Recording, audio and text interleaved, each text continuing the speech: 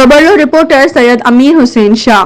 ही यूसी बबड़ो जे गोठ सदोरे खान कलोड़े जा रहवासी आहिनि जेके हिन 50 सेंटी गर्मी में पंहिंजनि नंढनि मासूम ॿारनि सां सरापा एहतजाज आहिनि। हिन गोठ जे रहवासियुनि जो चवणु आहे त असां सां पीपी वारनि जो वॾो ज़ुल्म आहे। न असांखे गंदे पाणी जो नेक ॾिनो वियो आहे, न असांखे रोड, न असांखे गैस ऐं न ई का ॿी सहूलियत ॾिनी वई आहे। असांजा ही मासूम ॿार गंदे पाणी जे बीहण करे बीमार थी रहिया आहिनि। ख़ुदा जे वास्ते असांजे नंढनि ॿारनि ते रहम कयो वञे। ईअं न थिए जो असांजे हिन नंढनि ॿारनि जी दाहुनि ऐं रोअण असांजी हुकूमत खे कंहिं ओन्हे समुंड में लोढ़े न छॾे।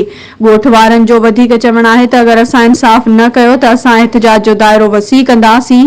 बबड़ो बाईपास ते धरणो हणंदासीं ऐं तेसिताईं धरणो जारी रखंदासीं जेसिताईं असांखे पंहिंजा बुनियादी हक़ न ॾिना वेंदा। Sindh express news, बबड़ो।